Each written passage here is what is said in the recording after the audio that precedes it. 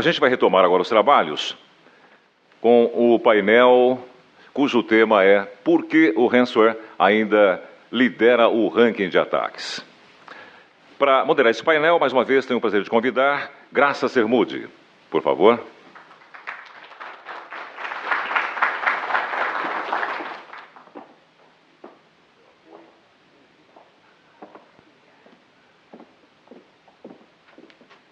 Como todos sabem, a Graça é diretora editorial das revistas Decision Report e Security Report.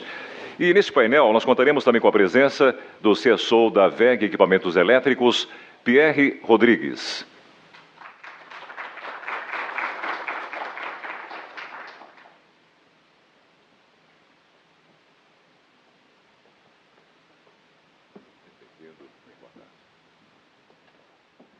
Do líder de segurança da informação da Dataprev, William Bini.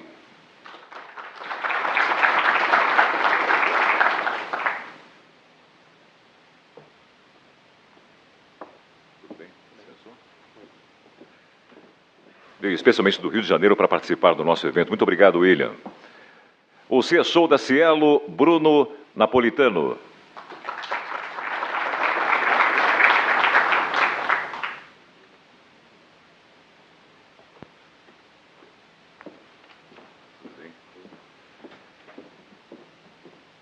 O gerente de vendas regional da Centrify, Regis Paravisi.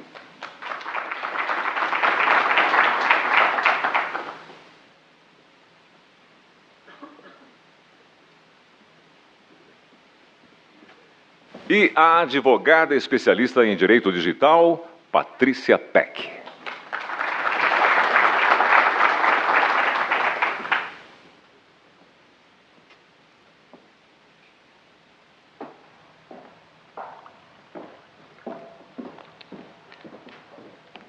Bem-vindos, senhores. Bem-vinda, Patrícia. Bem-vinda, Graça, mais uma vez.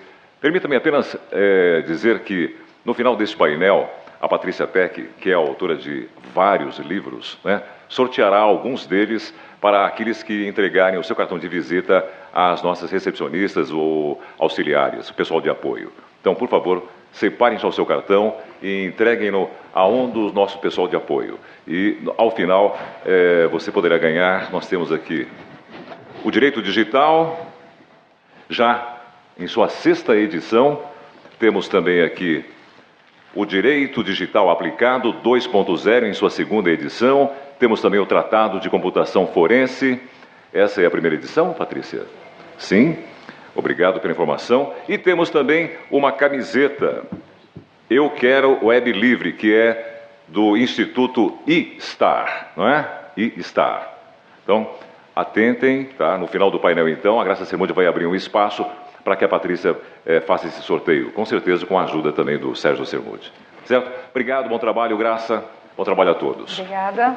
Cadê? Eu quero ouvir aí o boa tarde, todo mundo está acordado, vamos falar de ataques, então conto com a participação de vocês, hein? Comecem a preparar aí as perguntas, a gente vai fazer uma primeira rodada, ouvir a visão de cada um deles sobre esse tema, mas eu quero que vocês participem conosco. Vocês que me assistem pela internet, uma boa tarde. Obrigada por estarem conosco o dia todo. Fantástico, uma audiência maravilhosa. Também podem fazer perguntas, já almoçaram, tomaram um cafezinho, agora devem estar, obviamente, nos seus ambientes de trabalho. O chefe não sabe, mas você está com aquele fonezinho de ouvido me acompanhando, e a pergunta você não precisa falar, né? É só você escrever, me mandar, eu recebo aqui, ou você sabe também nas minhas mídias sociais, pelo celular, com segurança, e a gente consegue trazer a sua opinião, o seu comentário aqui para o nosso fórum, no Brasil todo, e aí no exterior a gente está transmitindo também em inglês. Então, obrigada pela participação. Bem, como prometi, é um dia para a gente falar de ataques, né? Quem estava aqui de manhã acompanhou toda a discussão sobre o quanto é importante ou não reportar esses ataques e todo o desafio que existe, na verdade, em começar a adquirir uma cultura, né, digital e de proteção e como compartilhar isso de uma forma também segura. Esse foi o tema. Agora a gente vai falar especificamente sobre os ataques, né? O quanto que a gente pode compartilhar, obviamente, sobre isso, a realidade que cada um de vocês está vivenciando e contar com a colaboração e a participação da Patrícia, que faz um trabalho e acompanha tudo isso nessa área legal. Perguntas que a gente pretende responder aqui. Por que o ransomware ainda lidera o ranking dos ataques? Vocês viram aí nas nossas manchetes que liderou no primeiro semestre e vem liderando. Quais as modalidades de ataques mais presentes hoje? Quais os setores mais atingidos? Existe relação entre o tipo de ataque e o perfil da empresa? Qual a anatomia dos ataques e como as empresas devem se proteger para as ameaças do futuro? Bem, Patrícia, a gente que gosta do preto no branco, né? Deu para perceber que a gente gosta de preto no branco. Vou começar com você. Preto no branco, tá? Vamos lá. Fala um pouco para a gente por quê e o que tem por trás do ransomware que está realmente atemorizando, fazendo ele liderar os rankings, e o que você tem visto e o quanto que as empresas estão efetivamente preocupadas com essa modalidade de ataque, e acredito até que as pessoas, a própria sociedade, nos contatos que eu sei que você tem na área de educação também, o trabalho que você faz com as famílias. Graça, primeiro, obrigada pela oportunidade de estar aqui no evento e estar aqui dividindo esse painel. Eu preparei, avisei a Graça alguns slides até para compartilhar com todos os participantes presenciais remotos. Então, se ele puder jogar rapidinho ali na tela para eu mostrar para vocês, a gente coloca aí um pouco do que é esse porquê que a Graça acabou de comentar. Os ataques de ransomware que a gente vem acompanhando, eles têm, assim, dentro de um timeline, uma evolução. Nós temos acompanhado praticamente de 1989 para cá, uma tendência evolutiva. Era um ataque mais focado até em ambientes mais de instituições, grandes instituições públicas. Havia um alto valor que era cobrado quando se tinha o sequestro de dados. E eu posso dizer que nesse ano mais de crise de 2016, ele popularizou, ele já começou a alcançar pessoa física, ele está mais mobile e ele já cobra ao redor de R$2.000 em bitcoins. Ou seja, ele mudou um pouco a sua característica. Vou passar bem rapidamente. Talvez isso seja um cenário aí de reflexo, dessa evolução mesmo do crime eletrônico, de estar se sofisticando, de atacar em todas as frentes. Vocês vão ver depois no material, mas facilmente ele se disfarça como algo que poderia estar numa pegadinha de um cupom, como uma grande marca, que alguém vai responder e aí a partir dali já é infectado. Vou mostrar um pouco mais para vocês. A gente tem dificuldade cultural até hoje de alguém entender que essa aparência é de um ataque. Isso é algo difícil, e no trabalho que a gente realiza no Instituto, de levar aula de ética e segurança digital para as escolas, a gente fala com pais, com família, com criança, com adolescente, ninguém consegue olhar esse tipo de abordagem e achar que eu estou vendo uma quadrilha me atacando, um bandido. A gente tem um estereótipo do crime, então precisaríamos de fazer muito mais campanhas públicas de alerta, assim, para que a linha de frente já tivesse um preparo. Então, quando você vai para o cidadão comum, que já sabe se proteger numa rua tradicional, na rua digital, por não saber se proteger, isso trouxe uma vulnerabilidade natural para as empresas. No desafio jurídico, nós construímos toda uma visão de que o crime é um ato praticado por ser humano. E aí, conforme estamos evoluindo na robótica, na internet das coisas, na inteligência artificial, nós temos hoje todo um exército trabalhando de bots para o crime e que o ato não é humano. E aí isso já começou a ser um fator que desafia as autoridades para conseguir alcançar quem está fazendo. Porque como você começa do fim para o começo, quem realizou a conduta de sequestro de dados foi um ambiente automatizado, foi uma máquina. Por mais que por ordem humana, por comando humano, um programador desenvolveu aquela ferramenta. Mas quem de fato executou a ação não foi um humano, não tem ato humano naquele momento, Assim como na hora em que ele se distribui, que ele se envia para outra pessoa, quando gera um contágio, também não é necessariamente por ato humano. Então isso a gente um dia vai ter que repensar no direito, ainda mais conforme está havendo essa evolução aí de inteligência artificial. Então, a maioria dos crimes digitais hoje, em algum momento, tem uma conduta eletrônica.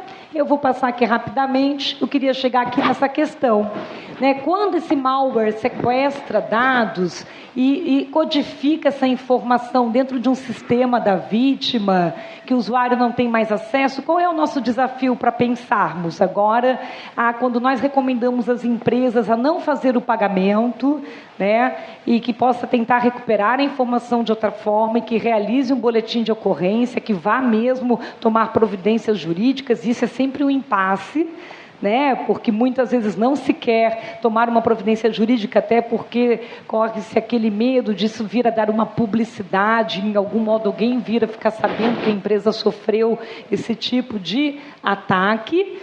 Ou eu não ter outra via para recuperar os dados, a não ser que sucumbir à chantagem daquela quadrilha. Então, isso tem sido um dificultador nesse trabalho de conversa, um dilema, né, na conversa entre a área de segurança de informação, um alto escalão executivo, e o seu estrategista jurídico, pode ser o jurídico interno, pode ser uma assessoria externa.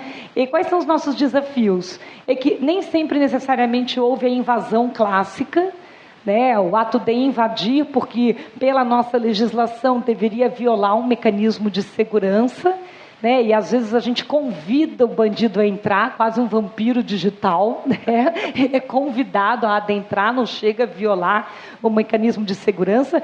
E o segundo desafio é que ele nem sempre obtém ou adultera uma informação, ele a cifra, ele a torna, né, de certo modo, inalcançável para quem a detém, mas ele não a retira, ele não leva com ele, né? Ele não chega a ter acesso no sentido de obtê-la, né? De levá-la para algum lugar, de expor essa informação, até pode fazer parte da ameaça, né? Mas você diria, Patrícia, que por essas características que você vem elencando, talvez isso explique um pouco por que o ransomware está sendo hoje algo com o qual as empresas estão tendo que parar, pensar, e até os modelos estão sendo repensados de proteção legais, porque ele traz características que realmente são diferenciadas, né? Ele traz características novas, é praticamente aquela ideia de um crime perfeito, né? Em que você, vitimado, fica muito refém da situação, né? Então, o investir no preventivo e o pensar de que modo pode-se ter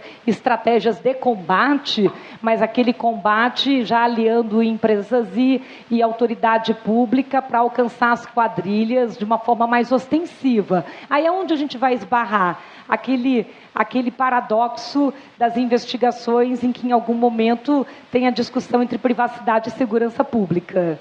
Né? Porque em muitas dessas questões nós vamos ver que precisamos da colaboração de provedores de aplicação, porque eles estão sendo distribuídos em aplicações web, em ambientes de nuvem, e aí sem a colaboração dessas empresas nesses ambientes, você acaba tendo dificuldade de alcançar o quê? O ser humano atrás da máquina. Você até objetivo, sabe, né?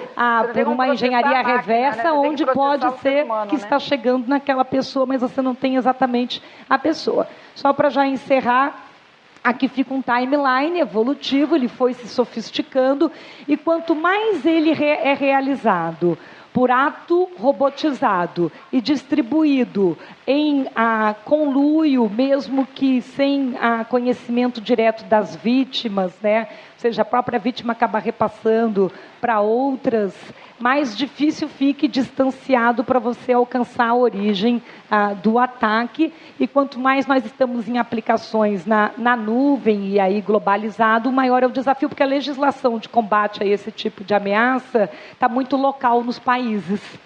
E aí se discute de novo, né, a necessidade de convenção, tratado internacional para combater esse tipo de coisa, porque legislações locais, seja de crimes eletrônicos ou marco civil da internet, seja civil, criminal, em países localmente, sem se trabalhar de forma mais internacional, dificulta bastante a eficácia no combate a isso. Aqui é só para dar um exemplo da mensagem que a pessoa recebe quando seus dados estão sequestrados. Acho que nenhum de nós gostaria de ter essa mensagem na tela, nenhum dos senhores aqui, né, no painel, né, e o passo a passo.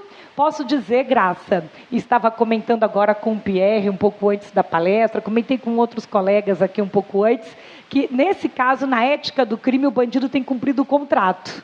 Né? Nós conversamos que quando você paga, ele te dá a senha e ele descriptografa os dados. Então, a gente está com dificuldade de enquadrar, às vezes, no crime de invasão do 54A, está com dificuldade, mas por descumprimento contratual ele não tá descumprindo, não. Essa parte realmente, feito o pagamento, ele tá cumprindo com o combinado, que é muito ruim, né? Porque acaba gerando um estímulo.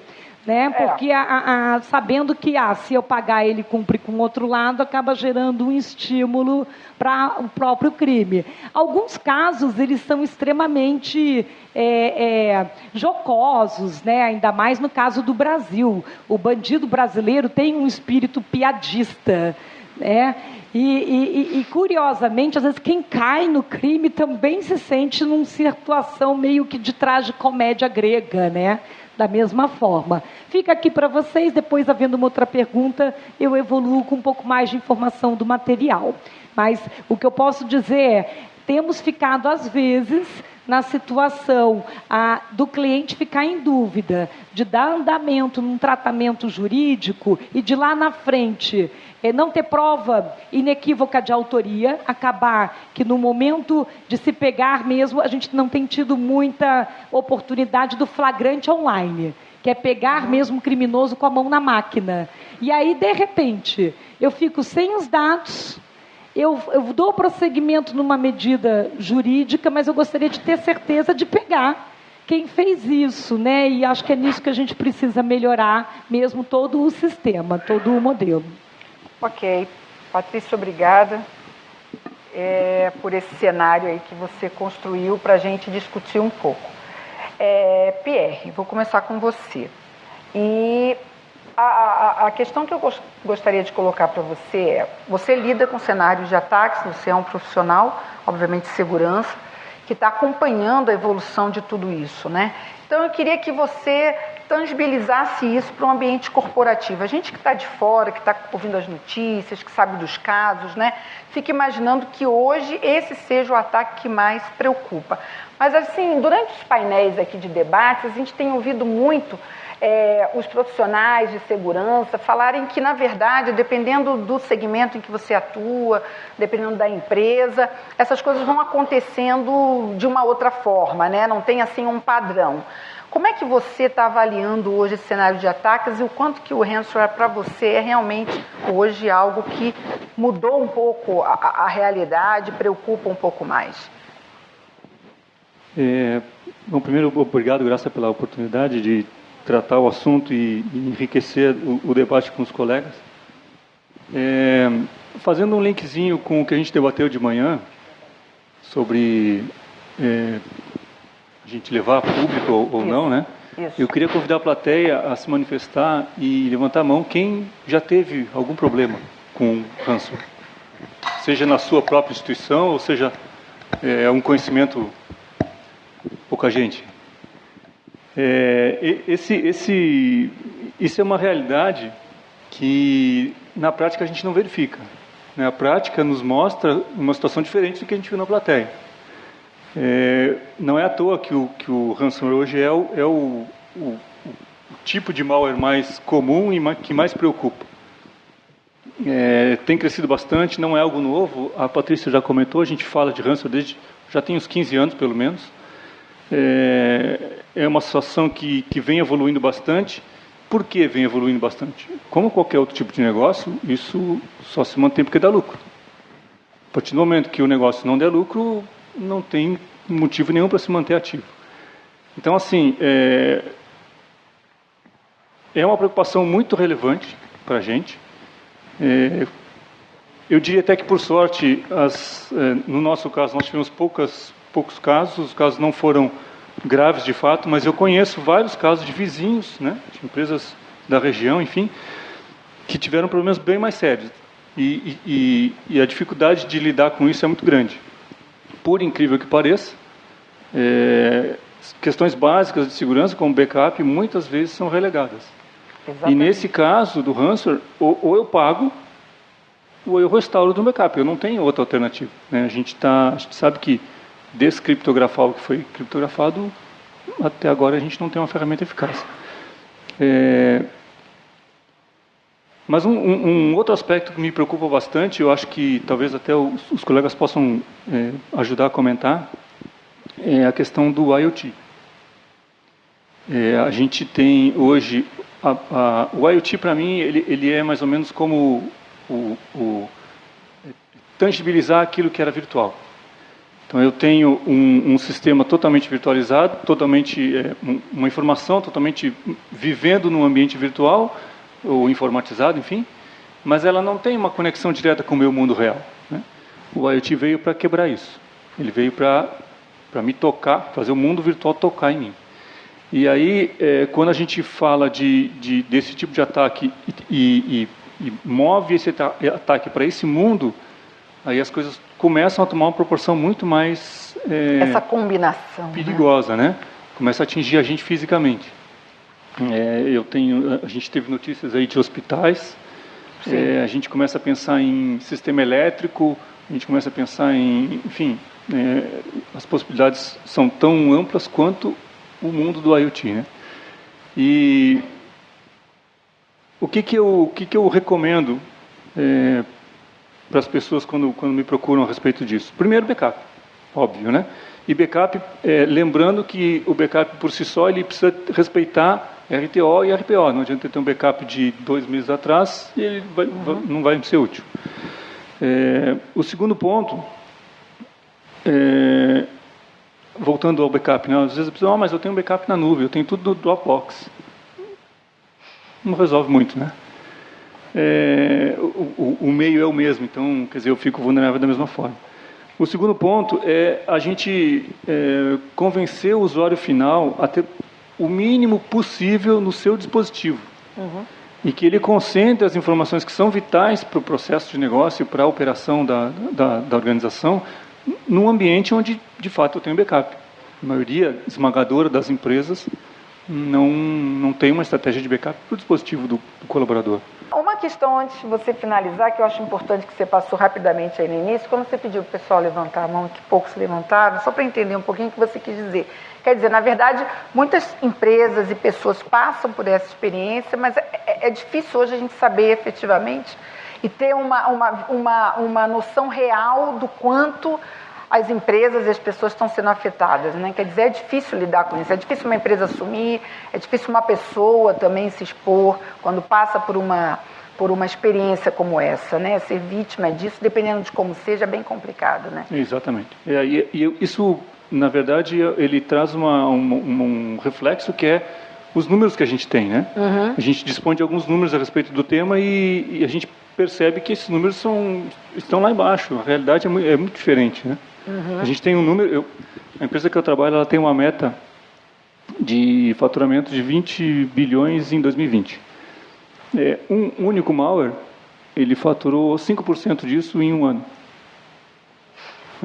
E esses são os números que a gente dispõe, ou seja... Fora aqueles então, assim, é um mercado... É o que eu falei no começo, né? Isso existe porque é muito lucrativo. Sim, sim.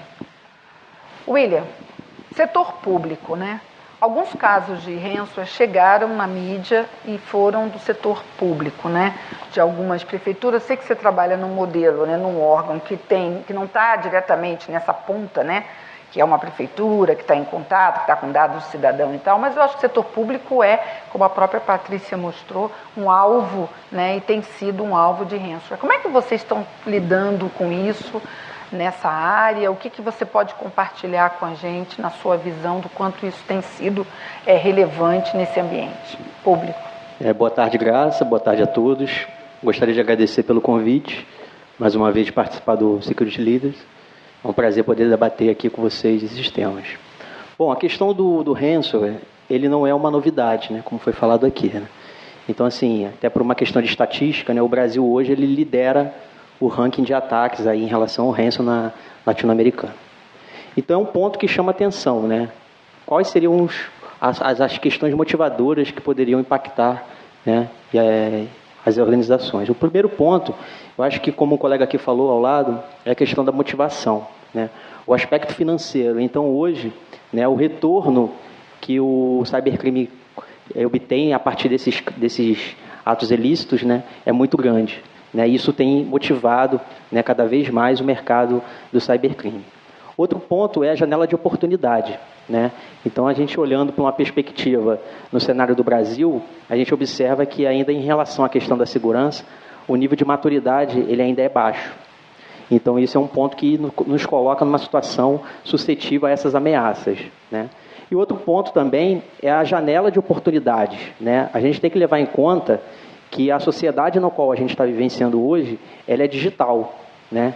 Então, dentro dessa perspectiva, né, cada vez mais a gente vai consumir a tecnologia, né, a mobilidade, né, a computação em nuvem. Então, isso tem transformado a vida das pessoas. Então, fica muito difícil de você separar o que é negócio, o que é da vida pessoal. Né? Então, a segurança hoje, ela afeta as pessoas. Né? Então, é importante que as pessoas, né, se sintam afetadas por esse risco e, a partir daí, dentro de todo um trabalho evolutivo, que isso a gente não consegue mudar, né, de um dia para a noite, é um trabalho de desenvolvimento de cultura organizacional, né, a gente precisa trabalhar isso de forma educativa, não só do ponto de vista organizacional das empresas, mas também no processo de formação. Né? Eu me recordo aqui que quando eu era pequeno, os meus pais sempre falavam, não fale com estranhos, né? Não receba nada de ninguém que você não conheça, fecha a porta, não abre a porta para ninguém.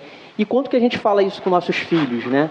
É um ponto que a gente tem que observar, né? A segurança, ela está aí, mas ela faz parte do nosso cotidiano. Então, a gente tem que também trabalhar em prol disso, né? Falando especificamente do mercado, eu acho que também há, no cenário global, né, um aspecto que tem que ser levado em consideração com o advento da tecnologia, que é a questão da Deep Web, né? Isso tem possibilitado uma gama de recursos, a kits acessíveis e num preço muito com um custo muito baixíssimo, né? Com a terceirização, né, dos aspectos que podem propiciar o cybercrime a ter toda essa disseminação de malwares nas redes, né? Então, esse é um ponto também, né? Eles ficam por trás, eles utilizam do anonimato, né, para fazer todo esse processo. E fica muito difícil da gente conseguir descobrir a autoria, né? Talvez pela falta de legislação, talvez pela falta de aprendizado, que acho que também é um ponto que a gente tem que discutir isso, não só nos entes governamentais, mas também a sociedade pública como um todo. Né? Então, eu acho que nessa questão, ela vai muito além do aspecto da segurança. Né? É um papel social, né? Talvez seja um aspecto que a gente deve levar em consideração também, uma janela de oportunidade, porque acho que muitos dos profissionais de segurança, né, encontram desafios dentro das suas organizações em conseguir maiores investimentos para a segurança, né, em conscientizar as pessoas. E a gente pode tirar como lição, né, desses eventos que a gente vem passando, também uma janela de oportunidades. Né, a gente tentar, a partir daí, tirar algumas lições, né, e trabalhar no sentido de evolução. Eu acho que a agência de segurança, a gente tem que trabalhar ela de uma forma estruturada, de uma maneira séria, né, como ela deve ser encarada, e também de uma forma profissional. Né? Então, é a partir daí, é trabalhar a prevenção, a detecção e a resposta. Mas, especificamente no setor público hoje, como eu falei para você, hoje muitas empresas, prefeituras e outros casos, qual é a sua avaliação em relação a essa questão dentro do setor público? O que você poderia rapidamente só deixar aí para a gente como... Tem uma questão aí que é muito explorada pelo cybercrime, né, que é você ganhar visibilidade. Né? Então, assim, os órgãos públicos, né, ele tem esse papel de prover serviço ao cidadão. Então, isso nos coloca também num cenário mais suscetível a esse tipo de ataque. Né? Eles querem ganhar visibilidade, então eles vão afetar aonde pode, né, ter maior barulho.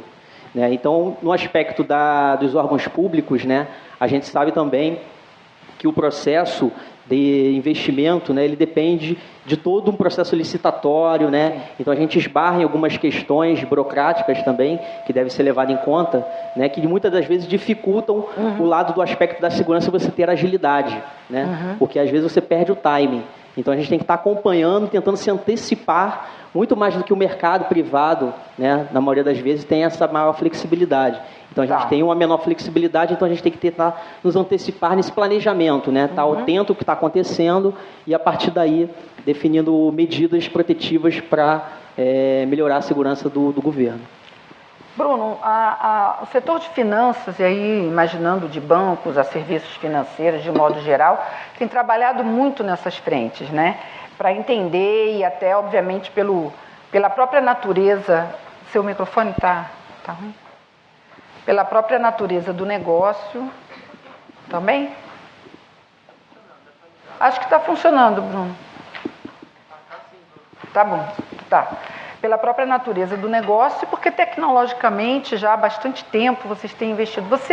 Como é que então você avaliaria a realidade para vocês hoje desse tipo de ataque? É também um ataque que mais preocupa hoje? Por exemplo, a Cielo? Pessoal, boa tarde. Graça, obrigado pelo convite. Sim, eu acho que é um ataque que preocupa muito, né, o nosso segmento financeiro. É um segmento, um dos mais atacados hoje, tanto no país, tanto aqui no Brasil, quanto fora. As empresas elas investem muito em tecnologia para se protegerem, mas eu acho que falta um ponto crucial, que é o investimento, né, em treinamento dos nossos colaboradores, né? Ótimo. Acho que falta uma carência do tema de segurança da informação dentro das companhias. Na maioria dos ataques, quando percebemos, são e-mails simples que chegam até nós, é um link, é um arquivo atachado, é uma propaganda da Receita Federal, é a propaganda de uma instituição financeira, em que na ingenuidade a pessoa acha que ela foi sorteada, em que ela ganhou e vai lá e por um simples botão, né, que ela aperta, ela faz um estrago enorme na companhia. Então acho que falta assim um investimento muito grande, né, na disseminação, na cultura do tema de segurança da informação dentro das companhias, nas pequenas, nas médias e nas grandes. Eu acho que em toda a camada, eu acho que falta essa conscientização. E é um tema que nos preocupa muito, né? Vocês observam que vem crescendo realmente os casos. Não é a mídia que gosta de fazer apologia do caos, não. Não é a mídia. Esse ataque ele vem crescendo, então você se prepara um pouquinho, você melhora a qualidade da sua infraestrutura e continua aparecendo. Você vai, melhora um pouquinho. E as modalidades vão mudando. Vão mudando. Né? Ele vai explorando essas vulnerabilidades. Exatamente. Comportamento humano aí tem muito, sim, né? Então, acho muito que importante nessa evolução. Ressalto esse treinamento que a Patrícia e outros escritórios no mercado fazem dentro das instituições. Um alerta muito grande. Recentemente, até estou com um estudo aqui dos segmentos mais afetados fora do nosso país, foi o segmento de saúde. Né? O segmento de saúde é impressionante. Foi um segmento muito afetado, seguido pelo segmento financeiro. E em conversas paralelas aqui, no primeiro quarter nos Estados Unidos foram pagos 208 milhões de dólares, né, em resgates, e na maioria das vezes através de Bitcoin, né? Mas nos preocupa muito. A moeda virtual ela é um marco nessa evolução. Né? A partir da moeda virtual realmente houve aí uma mudança até na evolução, né, desse modelo de ataque, né? Quer dizer, uma coisa que traz um benefício, né, tecnológico para modelos de negócios mais disruptivos, mas que obviamente fica a serviço das duas frentes, né? E acaba realmente sendo utilizado muitas vezes para facilitar uma operação como essa. Né? Exato. É um aspecto que também precisa ser levantado. Ok, vamos terminar então com o Regis, e Regis sempre o último, né? É o primeiro, né? E aí fica aquela pergunta mais interessante, que eu já estou até acompanhando aqui as questões que estão chegando. Então, uma pergunta, o que tem chegado aqui, que eu acho que você, como representante da era tecnológica, pode falar, não dá realmente para ter uma saída tecnológica no caso do ransomware. Decidir só se vai pagar ou não vai pagar. Vamos lá. É quase isso, né? É quase isso? Bom, quase. Então, tem uma janela aí? Eu acho que sim. Boa tarde a todos. Obrigado pelo convite novamente, Graça. A gente tem um elo fraco da cadeia aqui, que é o end user. A gente tem o usuário final. Infelizmente, é o elo fraco dessa cadeia como um todo. Por mais que as empresas invistam pesadamente em segurança, por mais que as empresas fechem o seu ambiente, eu passeio pela empresa da grande maioria dos senhores que aqui estão presentes. A gente tem papos muito interessantes. O Pierre comentou uma coisa interessante. Eu vejo um futuro, infelizmente, catastrófico no ponto de vista de segurança da informação. sobre internet das coisas, é algo que me assusta, porque hoje a gente não tem... A conectividade ela está se formando, ela tem aumentado, mas daqui a pouco a minha geladeira está conectada, a minha TV está conectada, tudo está conectado na minha casa. Quem controla a segurança disso? Eu, como usuário final em casa, eu não quero me preocupar com a segurança da minha geladeira, por exemplo. Eu quero que ela gele o alimento, que ela mantenha o alimento refrigerado. O usuário hoje, ele leva para dentro da empresa de vocês um computador ultra mega poderoso chamado celular. E ele, dali de dentro, ele faz o estrago. Mas o principal aqui, e a gente estava batendo um papo agora há pouco, antigamente você dizia o seguinte: legal, eu vou fechar minha empresa para evitar um ataque. Então eu colocava um super poderoso firewall na entrada, uma segunda camada de proteção, e eu me sentia relativamente seguro. Hoje, aonde é que está o teu ambiente? O teu ambiente está distribuído, ele está na nuvem, ele está com o teu usuário viajando, ele está no celular da Patrícia, por exemplo. Então, você tem aqui uma distribuição do teu ambiente que você não controla mais. E aí acho bastante complicado você, de uma única maneira, cercar uma invasão de ransomware, por exemplo. A gente vê aí crescendo no mercado invasões de ransomware por N outras formas. Eu vou voltar aqui para o Bini, por exemplo, no setor público. A gente teve prefeituras aqui no interior de São Paulo que não conseguiram pagar a folha de pagamento por causa de um ataque de ransomware. Eles não conseguiam gerar o relatório de quem é que eles tinham que pagar. Sim. Isso é o caos, gente. Como é que uma prefeitura vai se proteger? Uma prefeitura lá do interior, sabe lá Deus onde? Como é que eles vão se proteger quanto a isso? Então, eu, do meu ponto de vista aqui pequenininho, eu vejo grandes complicações num futuro bastante próximo com o ataque de ransomware. As empresas pensam em segurança, mas não pensam no elo mais fraco da cadeia, que é o usuário. Então, a gente precisa, sim, ensinar o nosso usuário e fazer com que ele entenda que realmente é perigoso um ataque de ransomware. Não é só para a empresa, é para ele mesmo. Poxa, legal, tive um ataque de ransomware pessoal, por exemplo, e encriptou as fotos. Hoje ninguém mais tem foto impressa, todo mundo tem foto digital. Encriptou todas as minhas fotos. Como é que eu faço para recuperar isso? Vou pagar? Legal, qual é a chance de eu ter novamente um ataque? Então, exatamente, a gente fica refém do bandido, e isso é complexo demais, né? Você parar para pensar nessa maneira. Legal, eu vou fazer eu não sei qual dos senhores citou aqui, eu vou fazer um backup, acho que foi o Pierre. Sim. Vou fazer um backup no Dropbox ou aonde quer que seja. Legal, se encriptou na minha máquina está replicando para fora, eu acabei de encriptar o que estava lá fora também, ou seja, eu não tenho nada, né? Eu não vejo uma saída simples, eficiente, eficaz, a curto prazo para resolver o problema. A gente consegue cercá-lo, mas resolver é algo bem mais complexo. Por isso quase, né? Quase. Vamos lá. Vamos começar então a abrir para a nossa plateia. Cadê onde que está o microfone? Porque tem pergunta aqui. Na segunda fileira lá no cantinho. O pessoal que está assistindo pela internet, eu já estou acompanhando aqui o que está chegando. E na medida do possível a gente vai trazendo dentro das perguntas que estão sendo colocadas. Por favor, professor. Graça, boa tarde. Boa tarde. Aqui é João Pérez, da Fundação Getúlio Vargas. Eu queria fazer porque eu acho que não foi comentado, eu queria fazer uma colocação para vocês, o seguinte: se é um malware, por que os antivírus não o identificam? O primeiro problema está aí. O segundo problema é que ele não é um malware comum.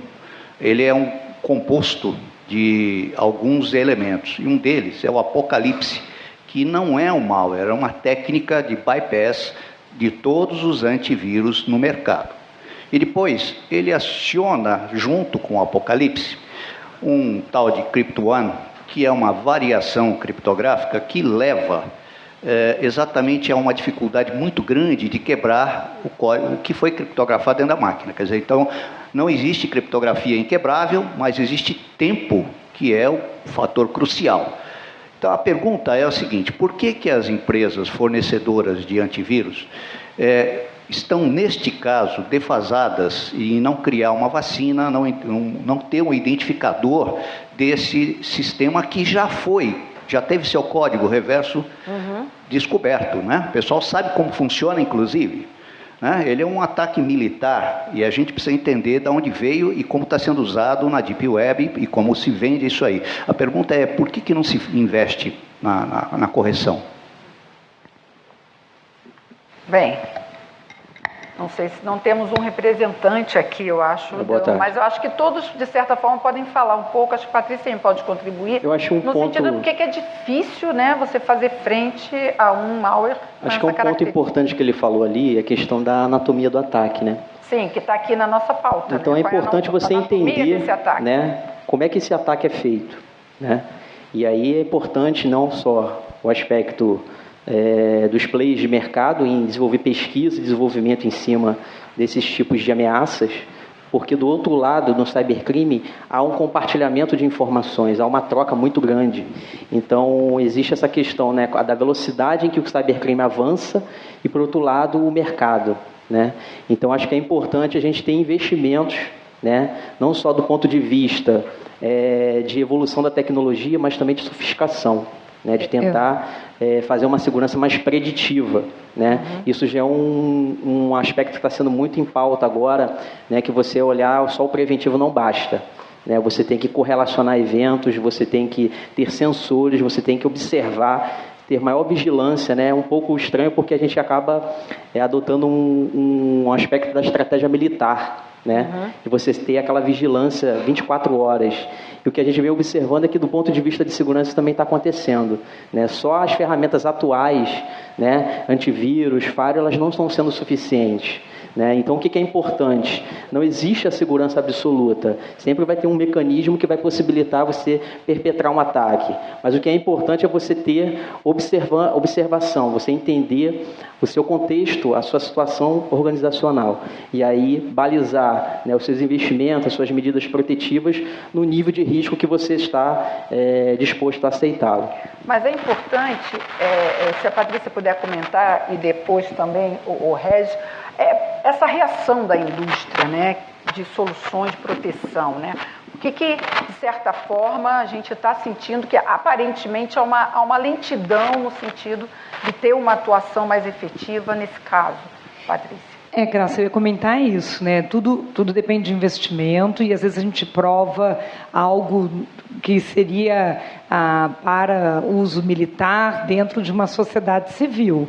Então, quando é para uso militar, às vezes você não teria interesse de criar algo que pudesse evitar esse uso militar, porque ele tinha um motivo de uso num combate. Então, se eu criar também aquilo que seria a estratégia que eles chamariam ali de neutralização desse tipo de malware, ele para de ser útil naquilo que ele era usado na estratégia militar. Então, infelizmente, ele caiu em mãos erradas, acabou chegando para a sociedade civil, mas eu posso inabilitá-lo para a sua motivação original, né? Eu trabalho muito com a área militar, o FBI começou a estudar essa dinâmica, e o que se discute em regulamentações, por isso que eu falei em convenção internacional, é que deveria haver um investimento de estados em segurança pública digital, para aquilo que você, inclusive, por regulamentação impõe, que as indústrias tenham que desenvolver e que venha de fábrica, né? Quando você quer fazer defesa nesse tipo de nível. Se a gente está crescendo com IoT, tem coisas que vai ter que vir em nível de fábrica, como a gente fez regulamentação para a indústria automobilística.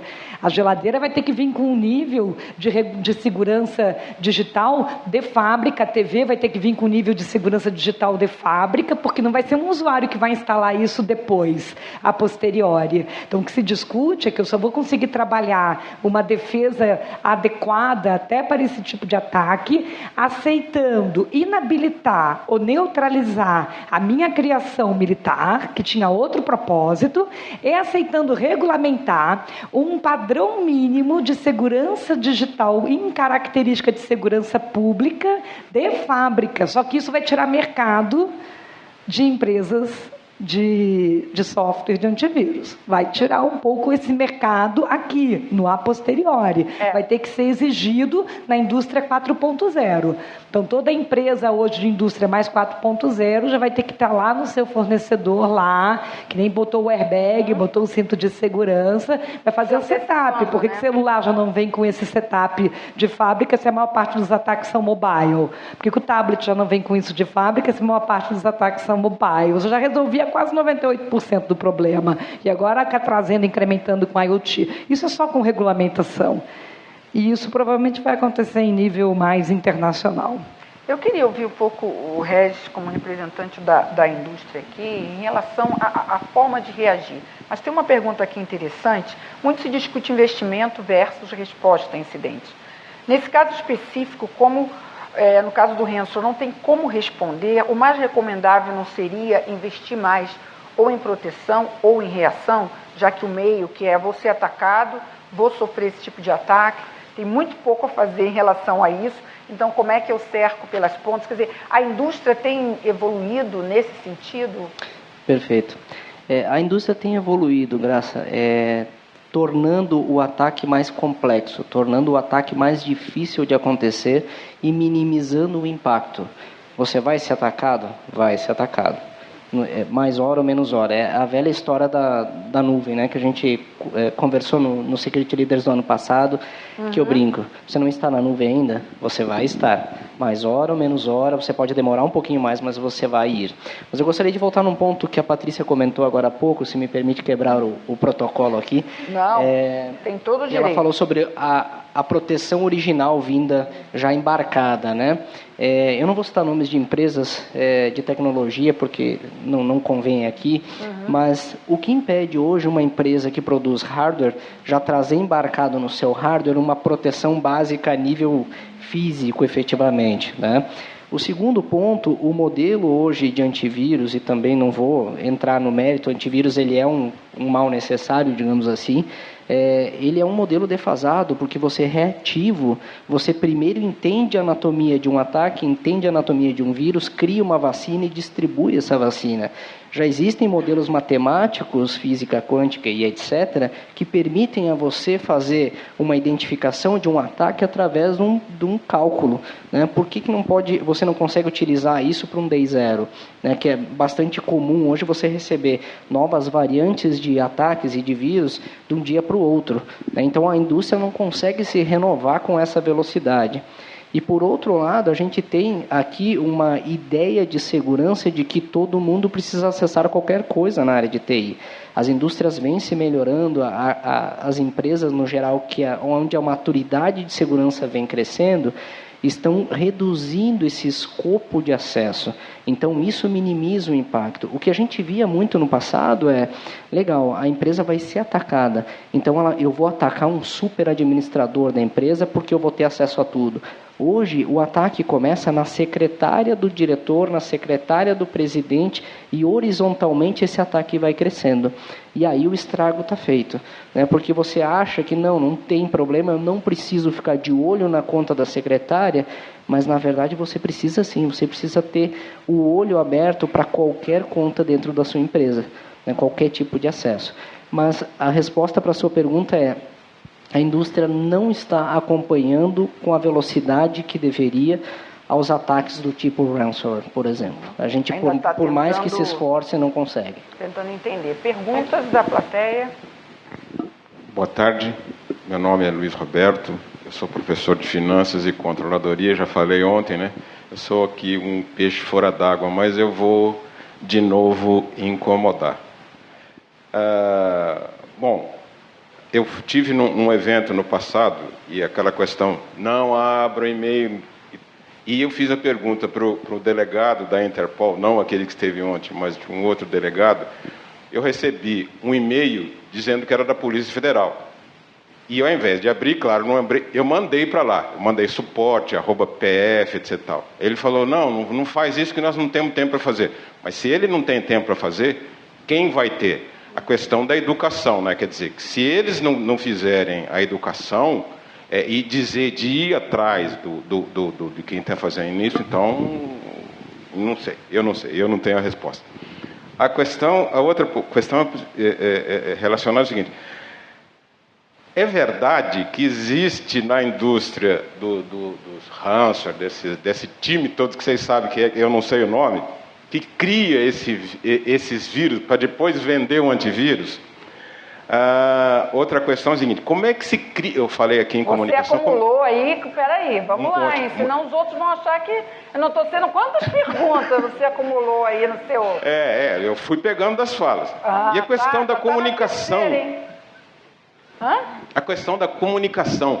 Como é que você comunica adequadamente para que todos os usuários sejam internos? E tem um problema sério aí que não foi tocado, né? Que é a questão dos terceiros e os quarteirizados. Como é que leva para todo o time esta questão? E a questão do IoT aí, do mobile, que é complicado. Obrigado. Nossa, 4 perguntas em uma, hein? Ó, o pessoal da internet vai falar, aí não vale, né? Vou mandar umas 5 aí agora. Mas vamos lá, quem pode... Quem não falou muito ainda... Eu falei pouco, Graça. Bruno, então você agora, tá vendo o que dá ficar falar pouco no meu painel? Quando vem 4 perguntas, já vão as 4 para você. Vamos lá, eu vou começar agora a responder de trás para frente, aí eu vou chegar na... Pode pular uma, na 20ª questão. Pode pular se quiser, Bruno. Acho que em relação à comunicação para os usuários, eu acho que nós, da área de segurança da informação, e talvez até as companhias, a gente se comunica muito mal, né? Eu acho que é uma lição para a gente de a gente tentar melhorar a nossa comunicação, mesmo porque quando a gente chega na área de endomarketing ou na área de marketing da companhia e aconteceu alguma coisa, afetou alguma coisa, mas não é bem assim. Eu acho que a gente precisa se aproximar cada vez mais dos usuários. Eu acho que aquela pessoa de segurança da informação que no passado só falava não para isso ou não para aquilo, acho que essas pessoas precisam se aposentar, a gente precisa estar dentro do negócio, a gente precisa estar jogando o jogo junto com todos os times de desenvolvimento, áreas de negócio, e precisamos sim nos aproximar mais. Então, acho que tem sim uma falha de comunicação nós da área de segurança. Com relação, se são essas pessoas, né, que pegam os dados ou que fazem o vírus para depois fazer as vacinas de antivírus, eu tenho uma percepção um pouquinho diferente, né? Acho que essas pessoas que hoje elas fazem esses ataques são aquelas pessoas que no passado faziam aqueles ataques para pichar um site, para zoar com alguma empresa, e eles viram que roubando dados daria dinheiro, né? Então hoje, em vez de eles invadirem uma grande instituição, um banco, né, que estão bem protegidas, mas não são infalíveis, elas preferem muito mais atacar os seus usuários, né? Então essa é a minha percepção. Eu acho, só complementando, claro, eu vi uma resposta dessa que eu achei interessante, e além disso vai dar muito mais dinheiro do que criar uma empresa, criar um produto de vírus, colocar isso no mercado para depois criar dinheiro. Então até achei interessante isso, porque eu também, essa questão que ele colocou surge em vários painéis, que é uma ideia de que tem uma indústria criando para depois criar um antivírus. Mas, na verdade, hoje eles estão ganhando muito mais dinheiro, acho que daria muito trabalho criar uma empresa de antivírus para combater. E um ponto bem levantado pelo nosso colega aqui é que, realmente, quando nós somos atacados ou quando todos nós temos antivírus nas nossas máquinas pessoais ou nas nossas máquinas corporativas, nós achamos que ali nós estamos protegidos, mas, na verdade, é um pouquinho oposto, porque o antivírus, o que ele faz? Ele deixa você se contaminar, né, para eu ir lá e proteger. Então, ele entra, né? Agora, a única coisa só que a gente tem que parar e pensar em relação às empresas é que, em muitos casos aqui, nós temos antivírus nas máquinas, nós temos antivírus nos servidores, muitas vezes de empresas diferentes, e quando uma coisa acontece, ela sai atropelando tudo e nenhuma empresa, às vezes, acaba detectando. Ok. Mais alguma pergunta da plateia? Graça, só ia falar que a primeira pergunta que ele falou, na Inglaterra tem um hotline pelo browser de navegação da internet para fazer denúncias quando você sofre algum tipo de ataque ou quando você tem ou vê alguma coisa errada na internet, é tipo um plugin, um botãozinho mesmo de denúncia que já vai direto para uma investigação. Então, de fato, a falta de um preparo, de uma polícia mais reativa no sentido de recepcionar denúncias e ir atrás, faz com que os bandidos fiquem nadando de braçada, logicamente. É verdade. Renato, da CNTC. Compilando um pouco dos vários painéis que aconteceram ontem, hoje, as palestras que estão acontecendo ali embaixo, que estão abordando o ransomware, o que acontece? Muitas vezes os usuários finais, que são, digamos, a maior porta de entrada desses vírus, o que vem acontecendo dentro das empresas, porque quando um usuário desse, e esse usuário pode ser um usuário do board, ele é atacado por um vírus desse, por um malware desse, o que acontece? O que vem acontecendo dentro das empresas? Os responsáveis, ou seja, os CSO, eles são responsabilizados por conta disso, são demitidos, são punidos. O que vem acontecendo? E outra, aí aproveitando, fazendo uma segunda pergunta, o reporte. Só aprendeu a técnica, hein? Aprendi. O reporte, né? A partir do momento, o Antônio da Conecta deu uma palestra ali embaixo, ele falando sobre as 3 barreiras de proteção, digamos assim, barreira de entrada, de execução e de saída. A partir do momento que você colocou todas essas barreiras, conseguiu combater uma praga dessa, as empresas estão documentando isso e compartilhando essa informação para que outras empresas não caiam no mesmo erro? Graça, eu queria só falar da responsabilidade executiva. O CSO precisa registrar que houve o ataque internamente, precisa documentar qual vai ser a providência a ser tomada, mas, em geral, ele reporta muitas vezes a um CFO, que é o financeiro, mesmo a um presidente, sobre o que fazemos então.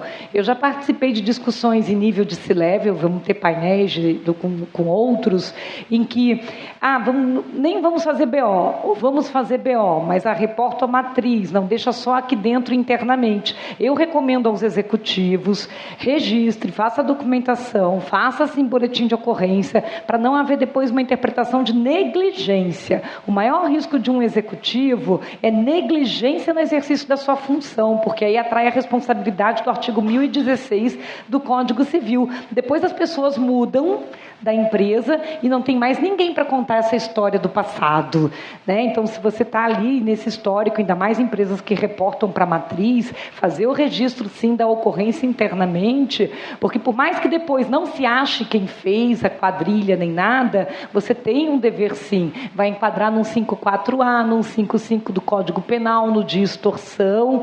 Depois conseguimos achar ou não um culpado, é outra discussão, mas só para essa questão de que o CSO vai ser demitido.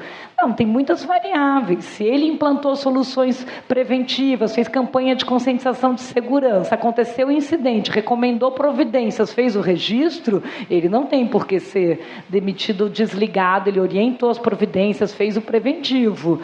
Aí é legal você deixar anotado quem é que depois tomou a decisão final entre dar seguimento ou não para as providências, que aí pode ser que o demitido é o CFO ou o CEO, mas não o CSO. Então, eu queria ouvir o Pierre também, porque fui acompanhando aí, você começou aí, né, no início da nossa discussão, a gente volta para finalizar aqui com você. Você como um líder de segurança dentro da organização, essa questão que ele colocou, como é que isso está sendo para você? A gente até estava comentando isso com outros colegas hoje de manhã. Uma vez que a gente implementou essas 3 etapas e elas produzem efeito, de fato, né, é importante que a gente reporte esses efeitos, né, que a gente traga para o board, para as cabeças às quais a gente se reporta, né, de que, olha, a gente teve essa tentativa de ataque, nós barramos com essa forma, com essa providência, com essa outra, porque o que eu percebo muito que acontece, e isso é uma situação bastante arriscada, né, é que quando acontece, de fato, a ineficácia dessas barreiras e acontece um incidente, aí a gente é obrigado a reportar. Só que a visão para quem a gente está reportando é que só acontece incidente. Quer dizer, né, toda a providência proativa que a gente fez, todas as ações que a gente tomou, todo o dinheiro que foi investido, a gente precisa reportar isso também, né, para não ficar uma situação de que... E aí sim, é uma situação de risco, sem dúvida. E eu creio que a gente, tomando esse posicionamento, vai de encontro ao que a Patrícia comentou. Ou seja, a gente está colocando, está documentando e está gerando evidências de que nós não fomos negligentes, nós tomamos ações, né? Um outro ponto que eu queria pegar, Graça, que foi comentado aí, eu até deixei de fora porque eu achei que não era, mas a questão pessoas, né? A gente tem pesquisas aí que comentam de que 60% das infecções com ransomware foi um e-mail com um link ou com um anexo, né? Caramba, isso aí é anterior ao e-mail. Né? Esse tipo de abordagem é anterior ao e-mail. Então, assim, essa questão de conscientização interna, de mudança de postura das pessoas, é um trabalho que a gente fala todo ano, né? Sim, tem 7 anos, né? Mas Pelo é menos importante, aqui no Security Leaders, é importante ser falado porque a gente percebe que é uma coisa que necessariamente tem que ser continuada. Né? Muito pouco. Eu não posso esperar que a pessoa se torne uma pessoa conscientizada a respeito do tema assistindo uma palestra. Precisa ter uma continuidade disso. Com certeza. Inclusive falaram, mas você não vai criar uma trilha de educação digital? As pessoas não, falei, não, educação digital é um assunto que ele está sendo trazido em todos os nossos debates, né? Mas eu acho que cada vez mais a gente tem que levar para a sociedade esse discurso, sim. Bem, gente, tinham mais perguntas da plateia virtual, acredito que vocês aqui também, mas a gente ainda tem mais um painel no final do dia, ainda tem mais o dia de amanhã, então tem tempo. Eu espero que vocês continuem comigo aqui. Vamos aplaudir os participantes do nosso painel, né?